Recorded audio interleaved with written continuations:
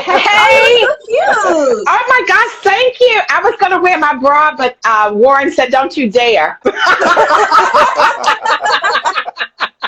So I wore maybe the closest Oh thing my to him. gosh.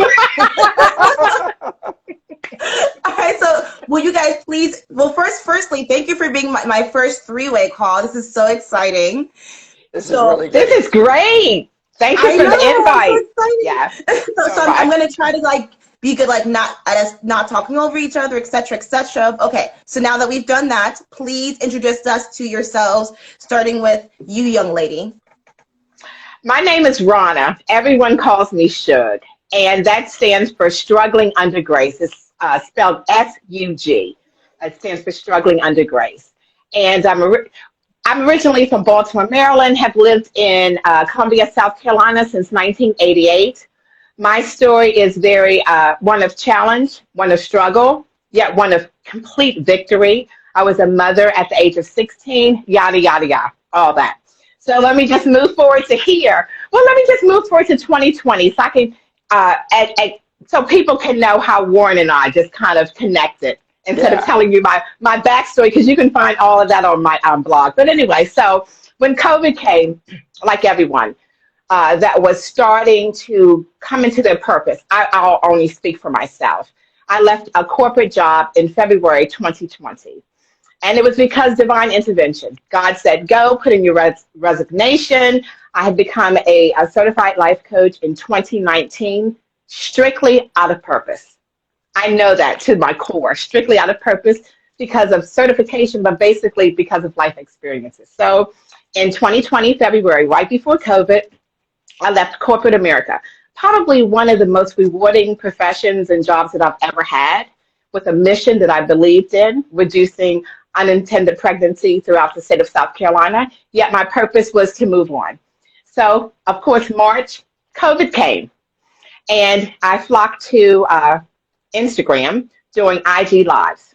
And there was one particular moment when I saw Warren fixing, we're still kind of debating whether it was lunch or dinner, but it doesn't matter, right? He was fixing something for his son. And, when someone goes live, and I think I had already friended him possibly because that's why I was notified. And it was such a sincere moment. He was making a sandwich. That's what I remember. I'm going to stick to that story, okay? Okay. It was so sincere. And he was fixing it for his son, and he was speaking of his son, Kyle, being an essential worker. And I think he might have alluded to the fact that Kyle might have had, anyway. And from there, I just went onto his page. And I just scrolled through, and he had this little blurb in there. If you are an entrepreneur, would like to do lives with me, just instant DM me. So, I did, in my SUG style, I did. And from that, we started on doing just a live on Life Coach about life every week. And then it started to every Friday at 12 o'clock. And that probably went on for about 2 months. And then, about 2 months, I think. Yeah. It was really fun. Just fun. We talked about life and this and that. And then we realized that we had a common goal that far exceeded our differences. I mean, we are very different. However, it far exceeded any of that because we're both late in life divorcees. After 30 years, I left my marriage. I was the one who asked for it. I'll let Warren tell his story. And so through us coming together through COVID, we just realized that even though we had a common goal as far as to help people to move forward in our own right and through our own struggles, we also knew that being divorced late in life is a struggle all of its own. From there, we decided to form this partnership, and it's called From Our Journey, From We to Me. It is a true partnership. So it's not just we're doing these lives. I mean, we have a partnership. We're in the middle of now of creating programs for divorce late in lifers and just divorce people, period. We know that we have a great opportunity because male and female, black and white. He's in Connecticut. I live in South Carolina, even though I'm from up north. Our backgrounds, oh my gosh, are so totally different. Yet our goal My tag is always to help people live life unapologetically the past. So that's my long, short story to who I am and how I was, got connected with Warren. So I'm going to sit back and let him have it. Okay, so Warren, please introduce us to yourself.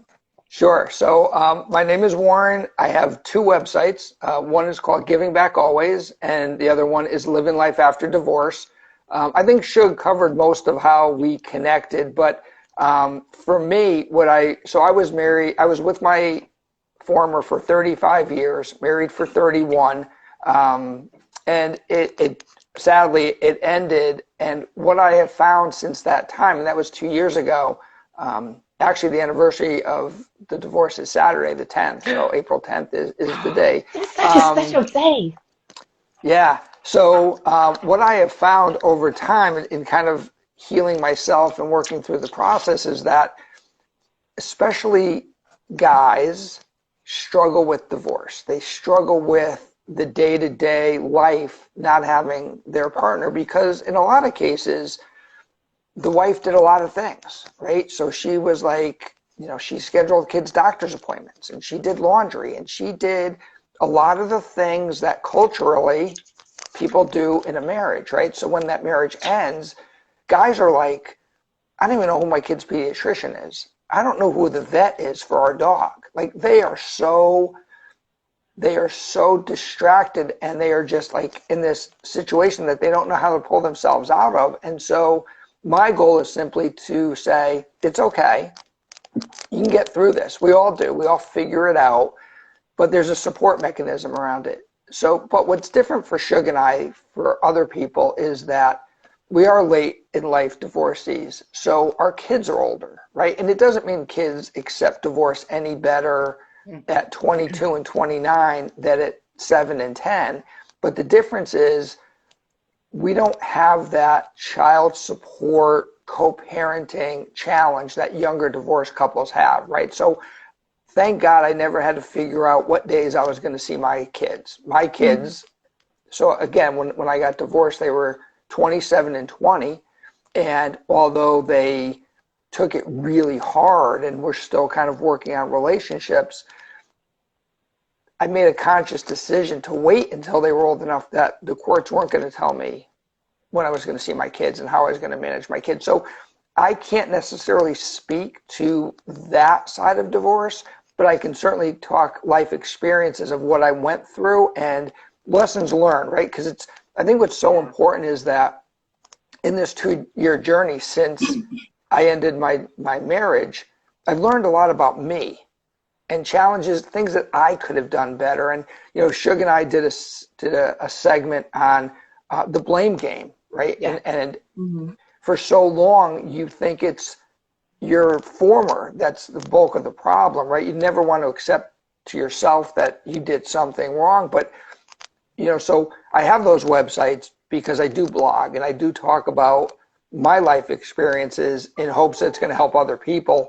And I think it's really important that people step back and take stock in themselves and really evaluate who they are, because not everyone's perfect, right? None of us are perfect. We all do things that cause issues. And so if you can recognize that trait and you can fix that trait, well, as you get into your next relationship, things are going to be better because you've learned. But you have to be willing to take that step back and take accountability for yourself. Because if you don't, you're gonna do the same thing going forward, and you're never really gonna have that solid foundation. So that's my message to people that I talk to all the time is be truthful with yourself.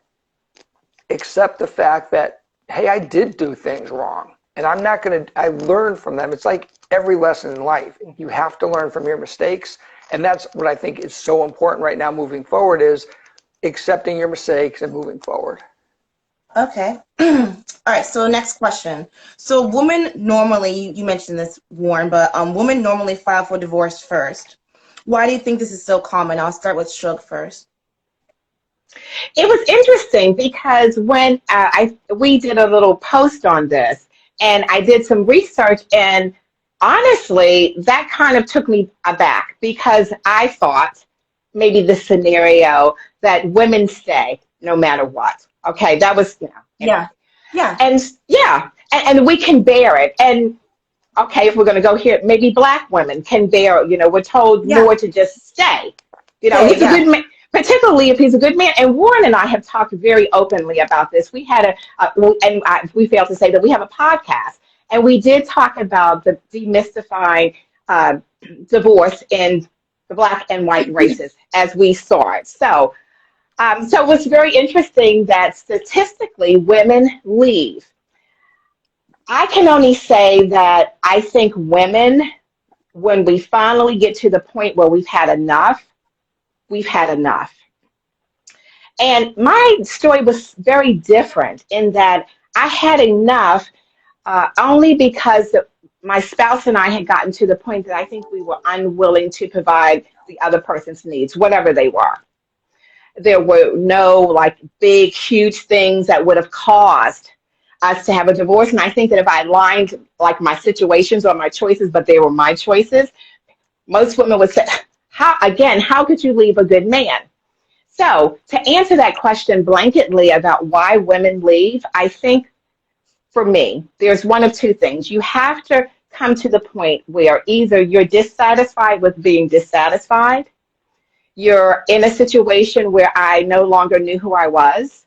I started my journey, as I said, when I was 16 years old. So by the time I was 45, which is when the transition kind of started, at 45, I knew that there was a pulling away from my marriage. And so I think when we get to the point where we've just got to find who we are and be honest enough and be honest enough about the marriage and where we are in the marriage. So to say there's any one particular reason why women leave, the woman either it's because of course it's abuse or anything, but it just has to be the point where you just decide, I want to do better. I'll make my amends with God when I get in heaven. There are divorced women in heaven. And so with me, it was just that I knew that I was no longer willing to provide the needs of my spouse. And we were going in two different directions, and I was moving this way, and he wanted to stay back in 1980 when we got married. And so we came together very amicably. We were together yesterday at the beach, and we're together a lot because, we have adult children, we have grandchildren.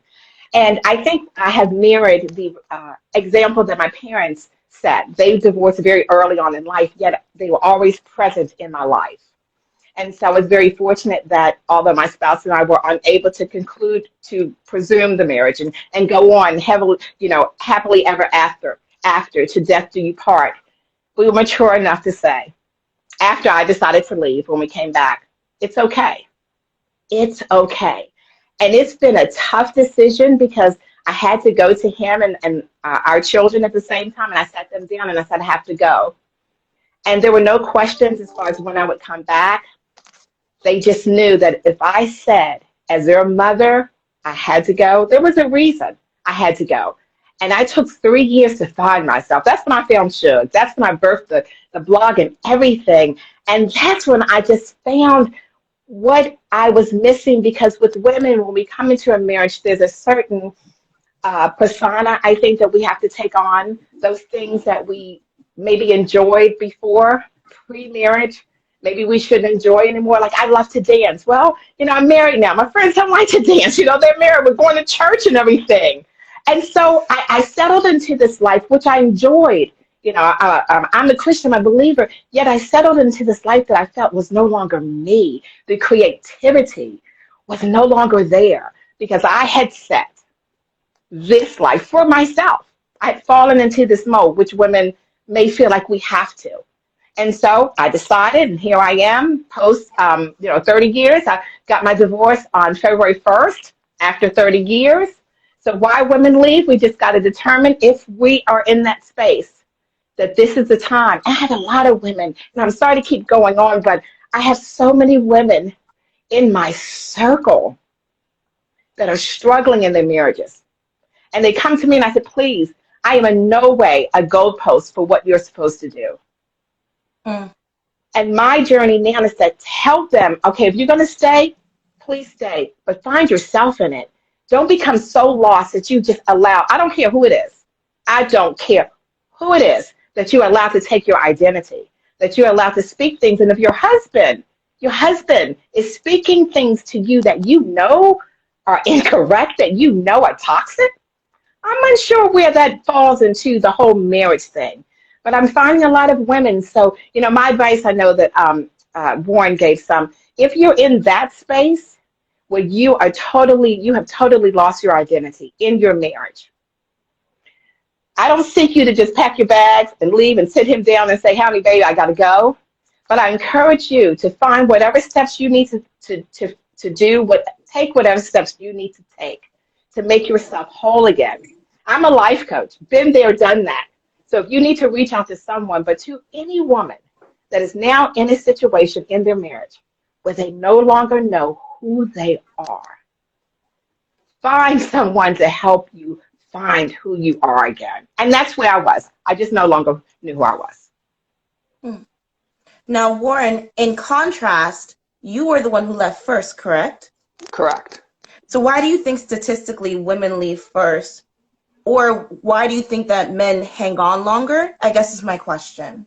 So I think a big part of it, and I talk about this all the time, is that it's comfortable to be miserable, right? Mm-hmm. There's a certain sense of, you know what to expect. You know that you're not happy, but it's safe, right? It's, day to day what it's going to be like, and you accept the fact that you're both miserable, but what's the alternative, right? The alternative is a life-changing event. And a lot of people are afraid to do that, right? It's just easier to just say, this is what my parents did, and this is what my grandparents did, and this is what society expects, so I'm just going to stay here and be miserable. Well, you get to that point where to Shug's point, you lose your identity. You lose who you are. And now you're just trying to get through the day.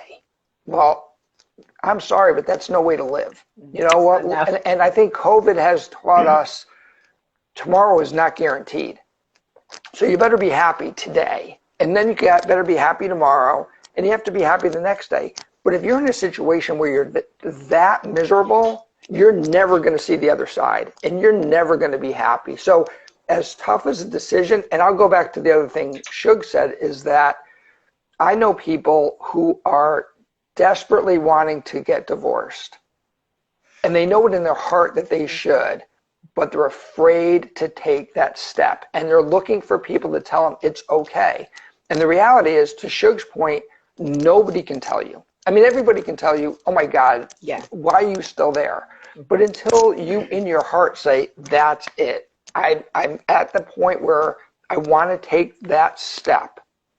Nobody can make you take that step. And nobody should, because it is, for me, the second toughest decision I ever had to make in my life. But I had to make it. And I had to understand the consequences that went along with that step. And you have to balance all the consequences of being selfish. Because really at that point you're being selfish and you're saying, this is my time to change my life. And if you're okay with that, then go for it. But if you're not, it's a really hard thing to do. It's not easy.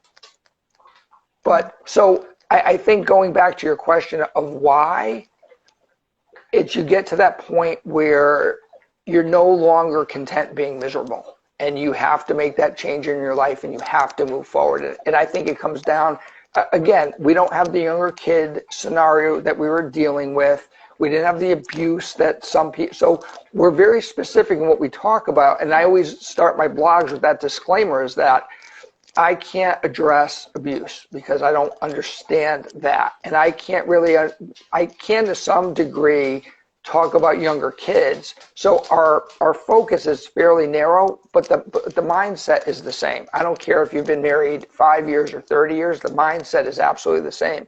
If you're comfortable being miserable, you really need to evaluate where you are. Okay. A really profound thing that you said. So Warren, staying on you right now, what are the 7 stages of divorce? Are you going to make me remember them all? Oh no. I have a cheat sheet. Go ahead. Go ahead. Thank Go ahead. you. So I'll ask you that, Shug, and then Warren, I'll ask you another question. Okay. Oh, well, my cheat sheet's not accessible, but anyway. Okay, the first two stages that because interestingly, we are now hosting a challenge on the 7 stages of divorce. Last week was denial and shock. And the question that we ask with all of them is one of two questions. How did you handle whatever this stage is, or how are you handling? This week, we are doing anger and bargaining. On our last episode, we actually did almost like a life coaching segment on the 7 stages of divorce. So I invite all of you to go to our YouTube channel because we laid them all out. Okay, so anger and bargaining, uh, depression is number 3. Hold on for a minute. Warren, please fill in for me while I go to my cheat board. Okay. so going to you, Warren. Why is grief necessary? You know, that it is loss, right? So people sometimes equate grief with death. The reality is grief is anything that changes your emotion. It impacts your emotion. And grief, and here's where guys struggle. Guys are taught to hold their emotions in. They are taught guys don't cry. Guys don't grieve loss. I mean, they may grieve the loss. Yeah, obviously, if there's death, there's grief. But people don't understand that a life-changing event like divorce is grief.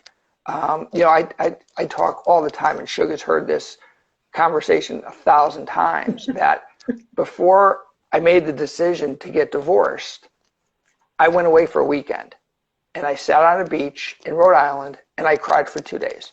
And all of my emotions of 30 years of marriage just came out. But at the end of that 2 days, I had incredible clarity of what I needed to do. And I spent the next 6 months building the roadmap, because you can't go in. Divorce is not something that is, although it could be a quick response, you decide. When you decide to do it, it's immediate. But you can't go into it that blind to say, oh, today I'm going to get divorced, and just figure it out after. I think people need a game plan. And it's not that you are scheming.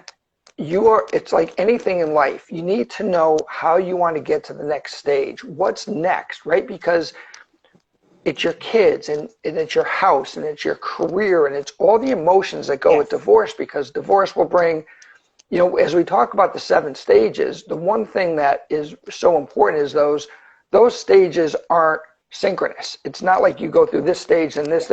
They are all intertwined, and you're going to feel all those emotions over time. Healing, we talk about grief, and with grief comes healing. Well, how long does it take to heal? Everyone's different. I can't tell you how long that healing process is going to take, but I can tell you that it is something you have to work on every day. You have to work on healing yourself, and you have to find the tools. And this is where people like Shug come in, where you can reach out to a coach. And whether it's a divorce coach or a life coach or a health coach, there are people that can help you figure out what that journey is going to look like. But just like the decision to get divorced, you have to have the plan to heal yourself. Now, I know, Shug and I talk. Very quickly after I got divorced, I moved into another relationship.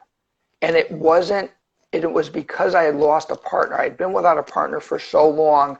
I needed that companionship. Mm-hmm. And that's what it came down to. It wasn't a physical thing. It was a companionship thing. But I know people that are 5 years into their divorce and haven't dated since, because they're working on themselves. They're figuring out who they want to be. They're taking care of their kids.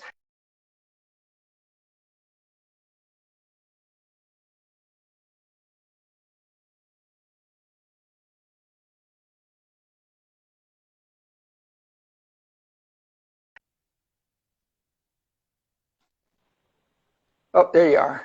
Sorry about that. That was my phone. Oh, that's okay. Keep going. Keep going. The last thing I heard you say was that they're taking care of their kids. Yeah, so, a lot of people aren't ready to get back into that commitment, right? Because their other commitment hurt, right? There was a lot of pain associated with that previous commitment. So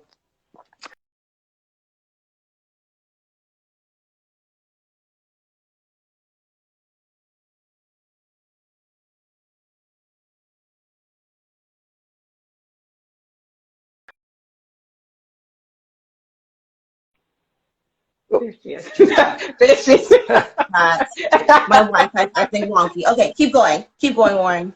yeah, so really it comes down to, what do you want going forward? What kind of relationship do you want? For me, I want a 50-50 partner. I want someone who, I talk about all the time, going into a relationship, people don't, you're so hung up on the physical side. And by that, I mean just having a partner, right? Someone to hang out with and go to whatever it is. And you sometimes forget to talk about the essentials: money, family, religion, schools, jobs. And so you don't have those conversations, and now you start having kids, and life gets in the way, and now you realize that you're here, that you and your partner have completely different mindsets on certain things. Health, family, is your former's mother-in-law, your mother-in-law gets sick. What's your involvement? How does that all play out?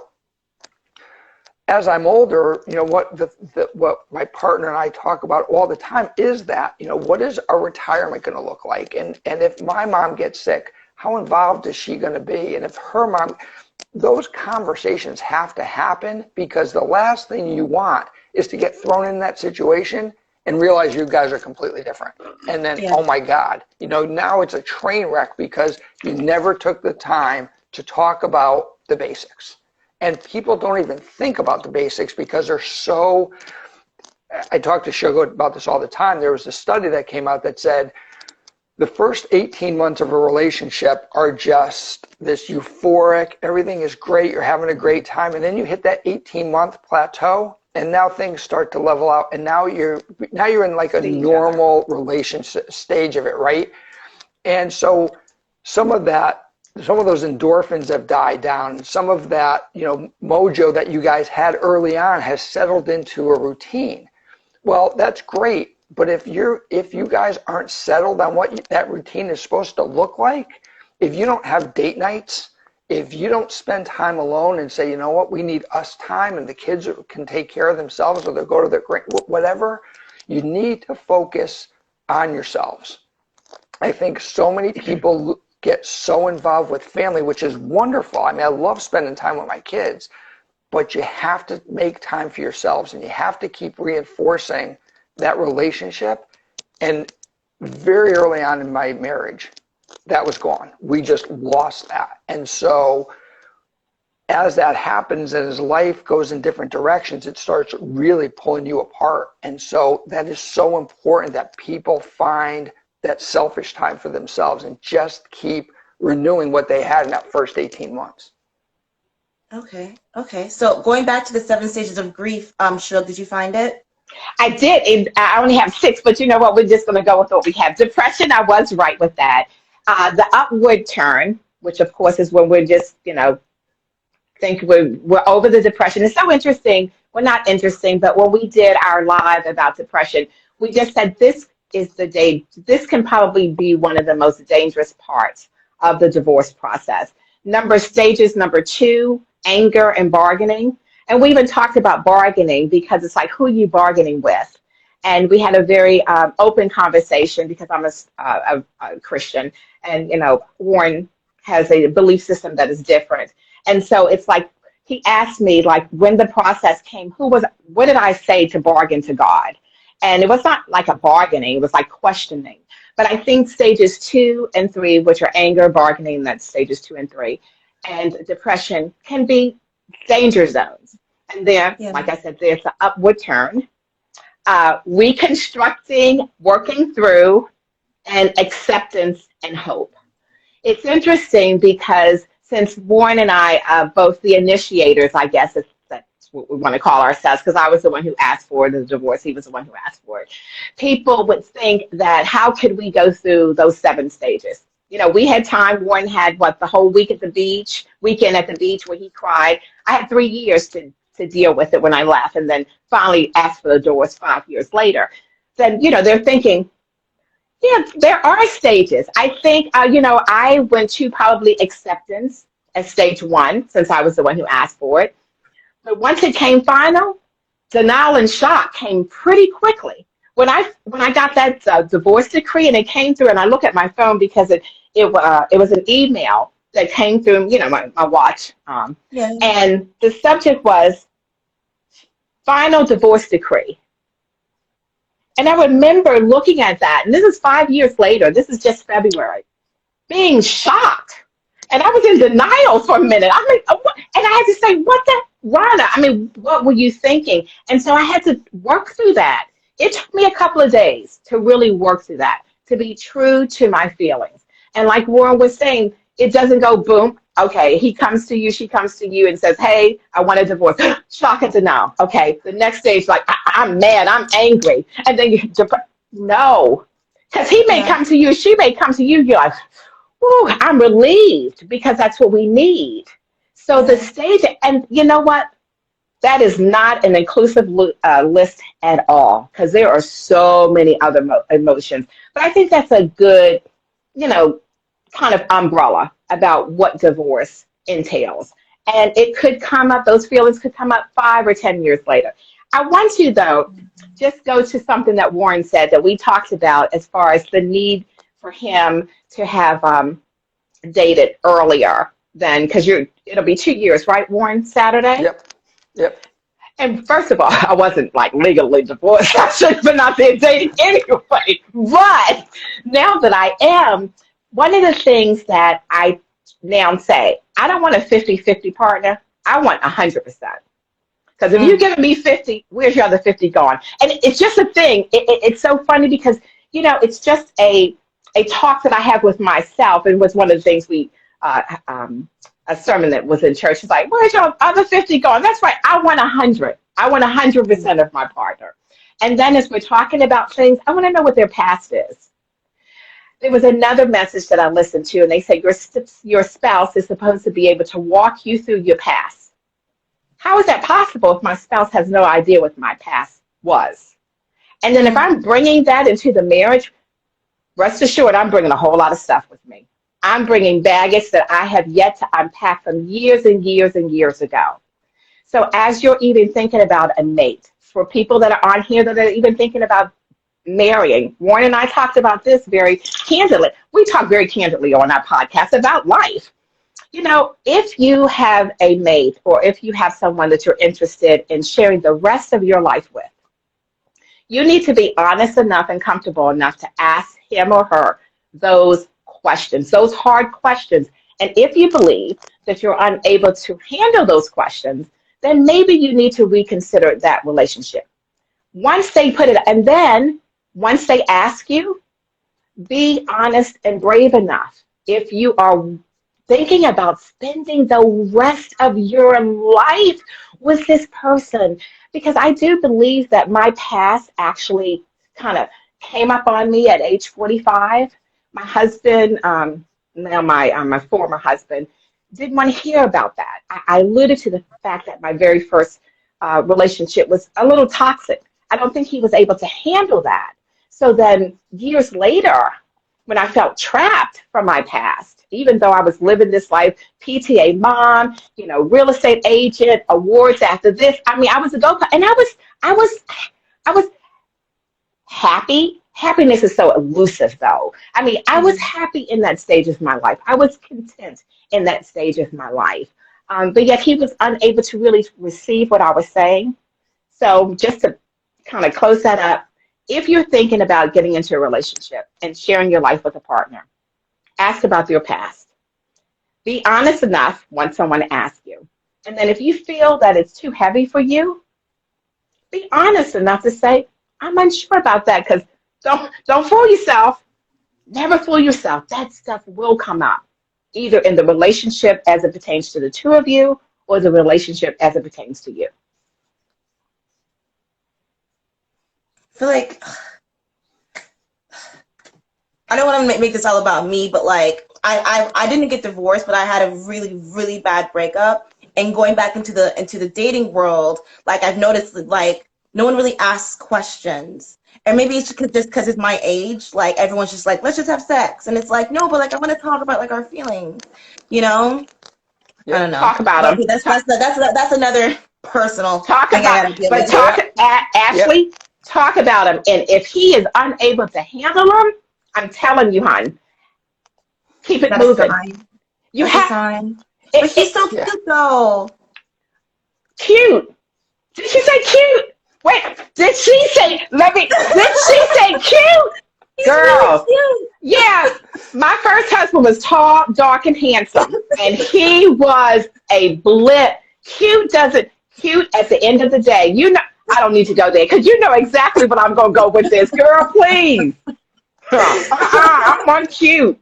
But Ashley, the reality though is what I talked about, that 18 months, right? You can have this great physical relationship for time and time, but when it's time, when life gets real, is this partner going to be by your side? That's the question you really need to ask yourself, is when things get tough, That's because right. things will get tough. Yes. Life happens, and we have no control over life, right? It's going to happen. Yeah. The question you have to ask yourself is, this cute guy, is he going to be with me when I really need him to be there for me? Mm-hmm. Or is he going to go, whoa, this is too deep, I can't handle this, and off he goes? I'm too cute for this.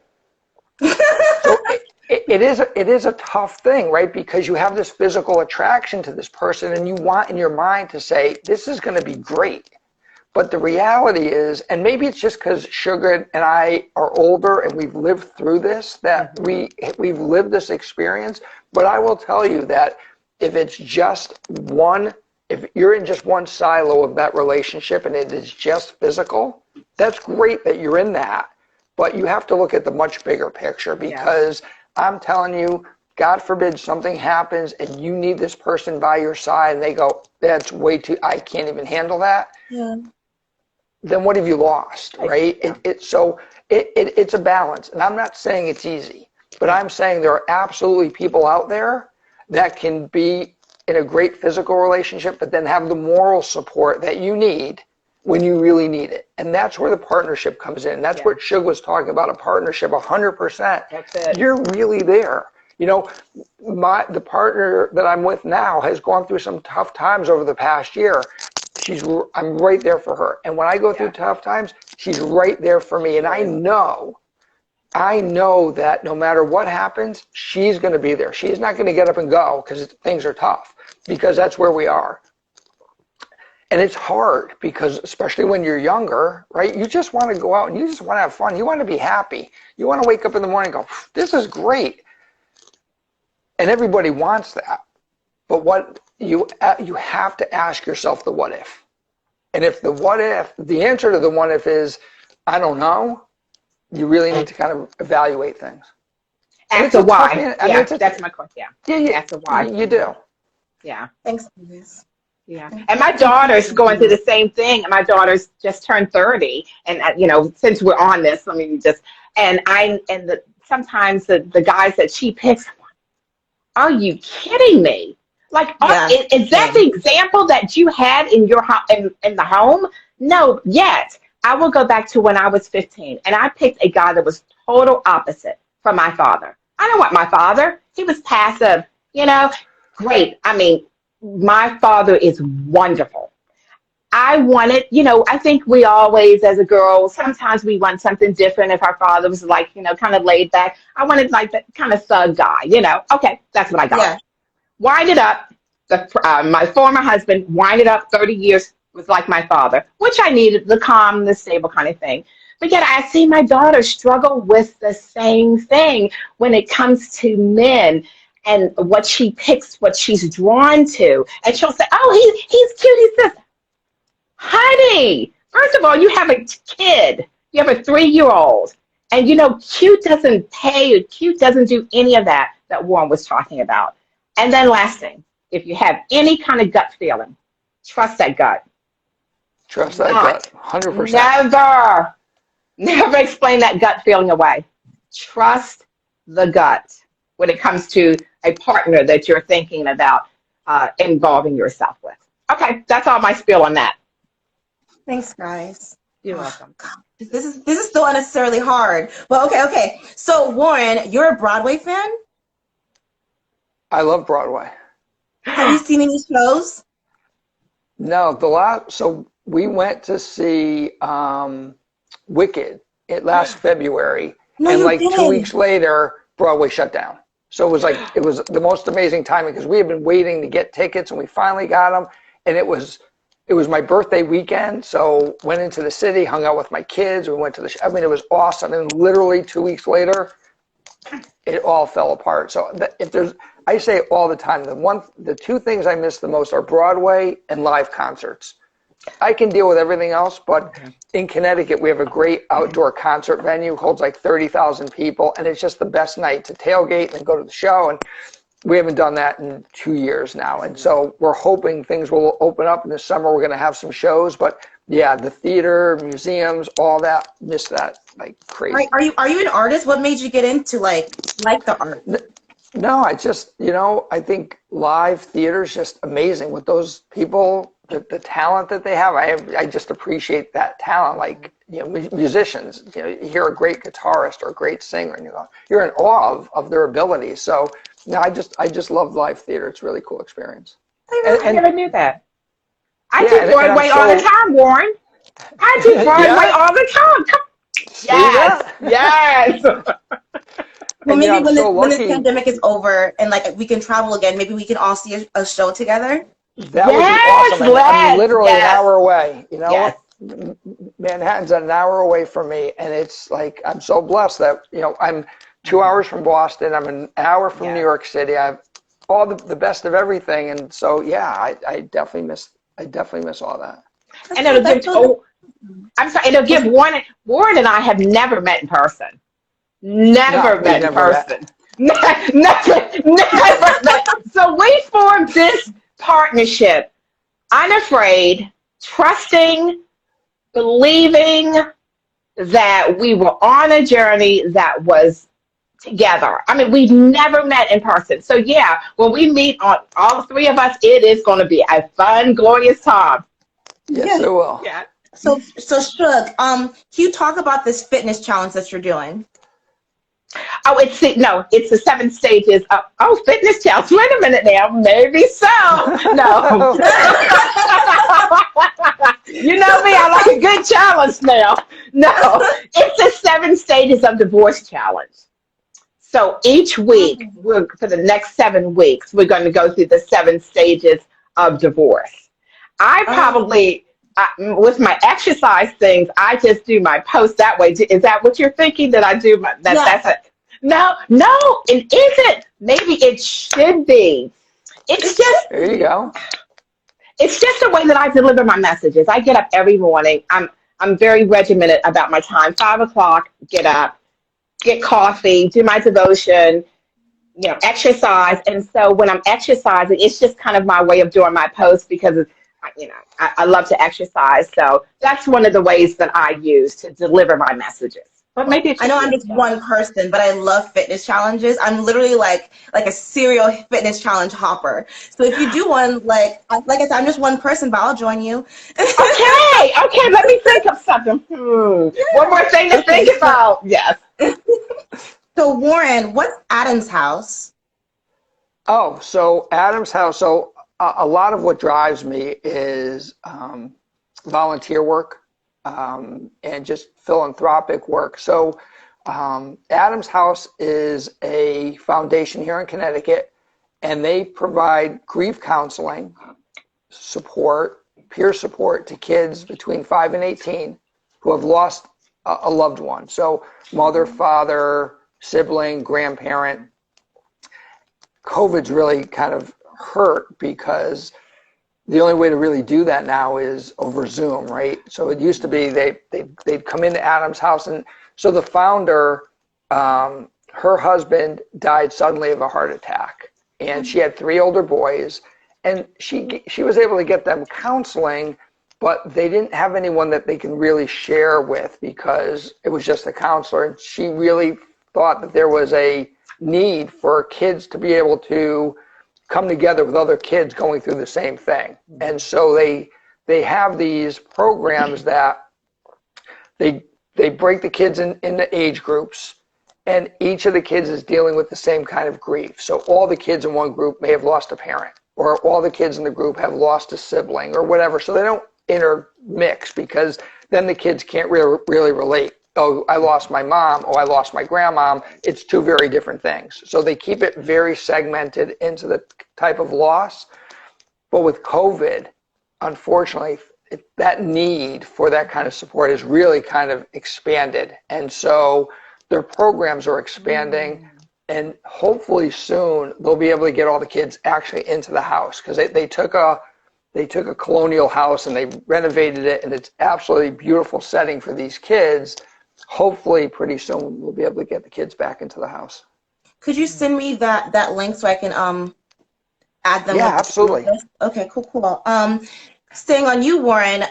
So we have a mutual friend. I think all three of us have a mutual friend, Angela from IG Live with Angela. She's on, yes. How do we not love Angela? I know.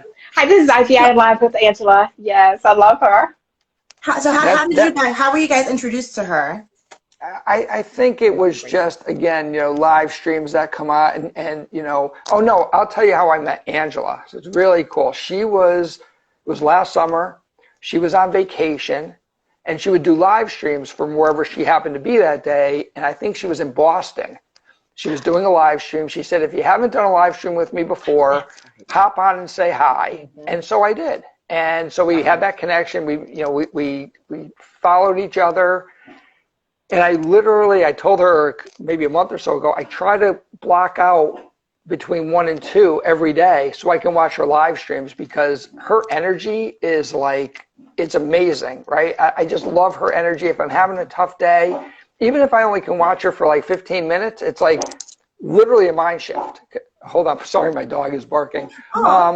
It's really like a mind shift for me, because she's so positive and her message is always so encouraging. Yeah, I love Angela. She's absolutely awesome. And then, Shug, how do you know Angela? Same way, through IG Live, and I was on with her before. Yeah, same like Warren, at 1 o'clock, that little notifier comes up, and I'm like, she's on, and she's so inspiring, so bubbly. Yeah, so through Instagram and through the pandemic. How I met most people. Awesome. Okay, so where can we like you guys, stalk you, follow you, all that fun stuff? Oh, side note, sorry, I meant to ask this, and I didn't write it down. I knew I was going to forget, but I'm glad I remembered. Was Shug intentional for Shug Avery? No. Really?